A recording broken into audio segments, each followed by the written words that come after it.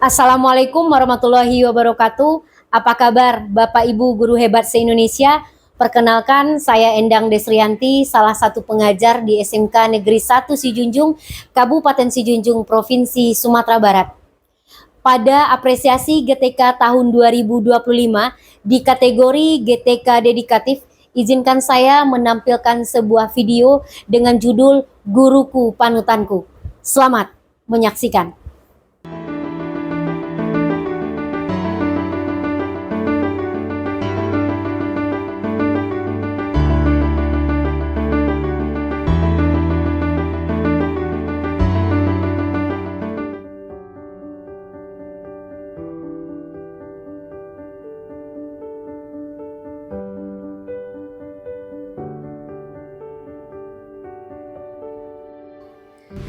Ini adalah Endang Desrianti, seorang pendidik yang telah mengabdikan lebih dari 2 dekade hidupnya di dunia pendidikan.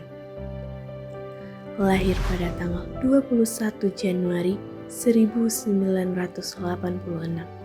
di Bululakan. Endang Desrianti mengawali perjalanan pendidikan dengan semangat tinggi, bercita-cita untuk memberikan dampak positif bagi generasi penerus bangsa.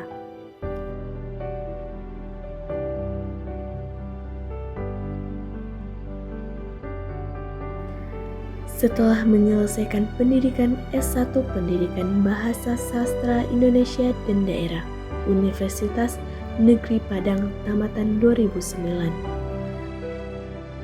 beliau memutuskan untuk menjadi guru bahasa Indonesia, sebuah profesi yang ia yakini adalah panggilan hidup, bukan sekedar pekerjaan.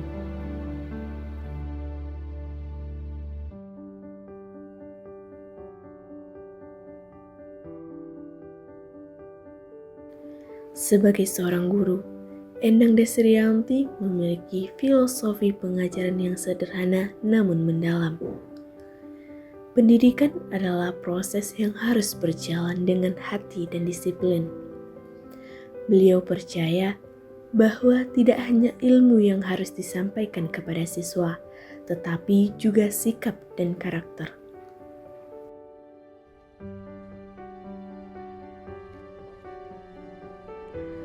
Saya percaya bahwa setiap siswa memiliki potensi yang luar biasa.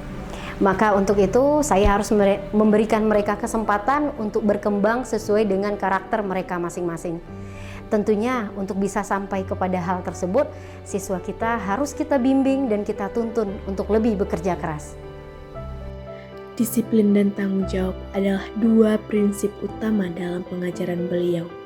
Ia selalu menekankan pentingnya kedisiplinan dalam segala hal. Tidak hanya dalam belajar, tetapi juga dalam bertindak, berbicara, dan berinteraksi.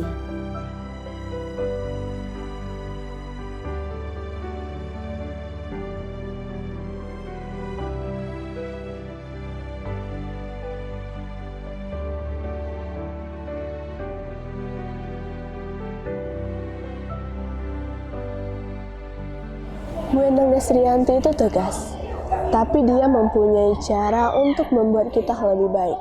Dulu saya sering menunda-nunda tugas, tapi beliau nggak pernah ngasih toleransi. Jika kamu ingin sukses, disiplin adalah kuncinya, katanya. Karena ketegasan beliau, saya mulai belajar untuk lebih bertanggung jawab dan menyelesaikan pekerjaan tepat waktu. Banyak siswa yang merasa terinspirasi oleh ketegasan beliau. Namun, di balik ketegasannya, ada perhatian yang mendalam terhadap perkembangan setiap siswa. Endang Desrianti selalu memastikan bahwa setiap siswa mendapatkan kesempatan untuk berkembang.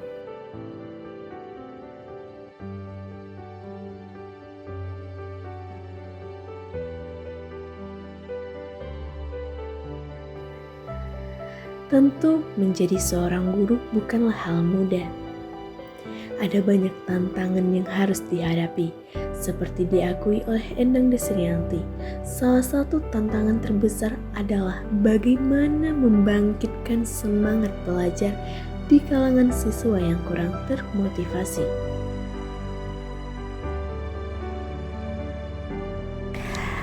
Tantangan terbesar saya dalam pembelajaran adalah siswa yang kurang aktif ataupun kurang tertarik dengan materi dan metode yang saya sampaikan.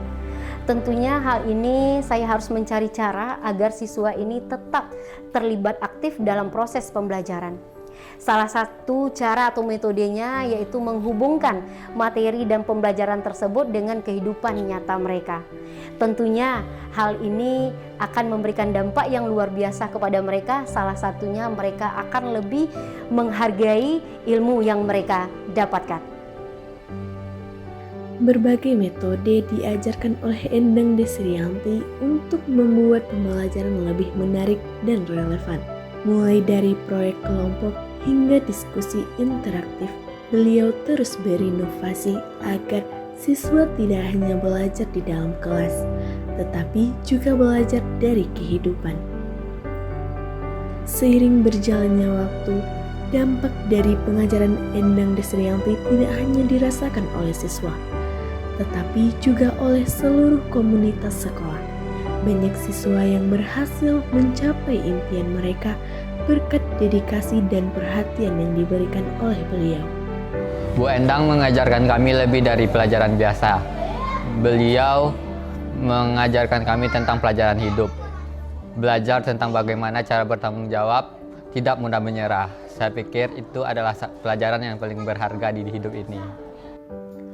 Melihat para siswanya berkembang, melihat mereka meraih impian mereka adalah kebanggaan terbesar bagi Endang Desrianti. Setiap keberhasilan siswa adalah hadiah yang lebih berharga dari apapun. Sebagai seorang guru, Endang Desrianti tidak hanya berfokus pada apa yang diajarkan, tetapi juga pada bagaimana dia dapat membantu siswa-siswanya untuk menjadi individu yang lebih baik. Filosofi pengajaran beliau akan terus menginspirasi generasi-generasi berikutnya.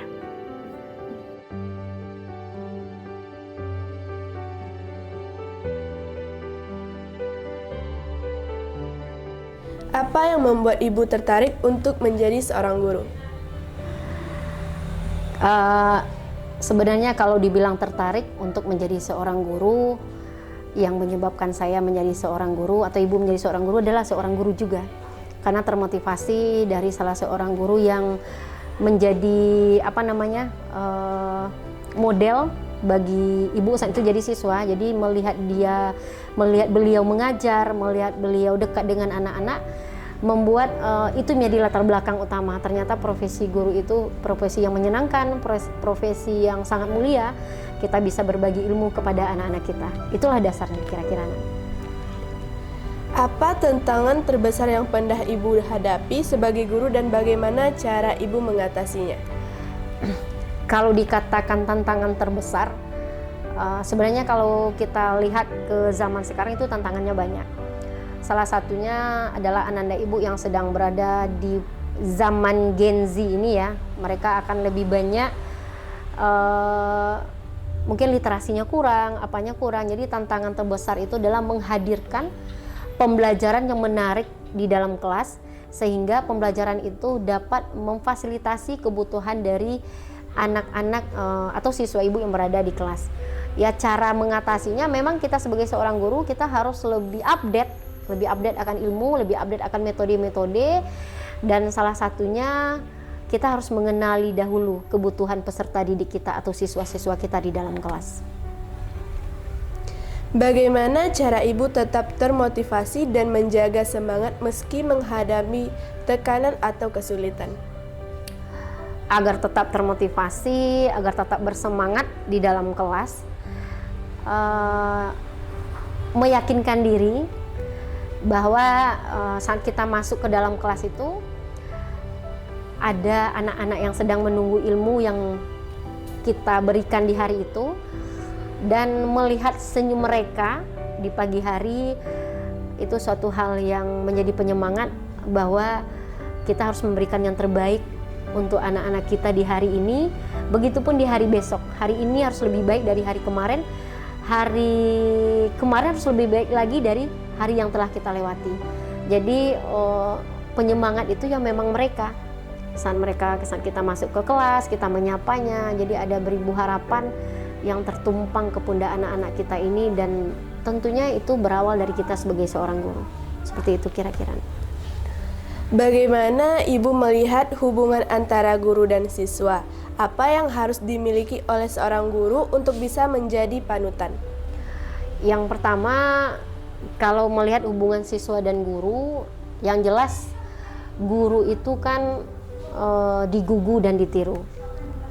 Digugu dan ditiru apapun, mulai dari penampilannya, cara berbicaranya, cara dia berkomunikasi, bahkan cara dia berbicara dengan siswa itu juga menjadi perhatian dari siswa-siswa yang lain.